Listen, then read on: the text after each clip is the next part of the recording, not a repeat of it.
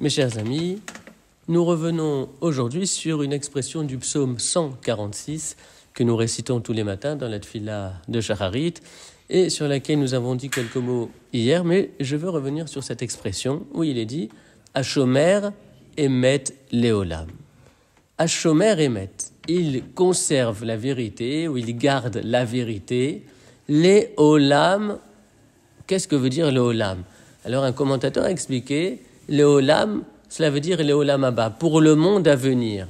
Il garde la vérité pour l'éternité, olam vaed, leolam haba, pour le monde à venir. Et effectivement, il y a un enseignement connu selon lequel le monde dans lequel nous vivons s'appelle olam hasheker.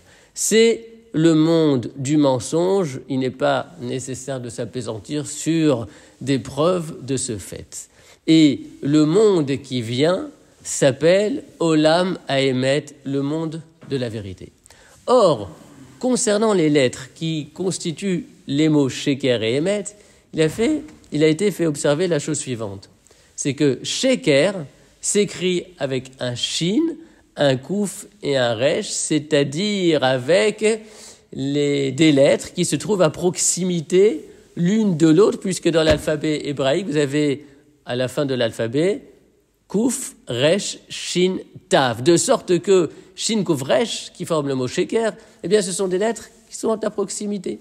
C'est-à-dire que c'est très facile d'obtenir du Sheker. On regarde un petit peu à droite, à gauche, et ça y est, c'est fait. Le Emet, c'est quelque chose de beaucoup plus difficile. En effet, Emet est composé de la première lettre de l'alphabet, le Aleph, puis ensuite de la lettre médiane, le Mem, et enfin le Tav, c'est-à-dire la dernière lettre de l'alphabet. Le Emet est difficile à cerner parce que les lettres sont dispersées. Et il faut en quelque sorte faire un grand écart pour retrouver le sens véritable du Emet. Car souvent, pas toujours, mais souvent, c'est le sheker, c'est le mensonge qui s'offre comme ça au premier regard, alors que la vérité, elle est à chercher, elle est à rechercher.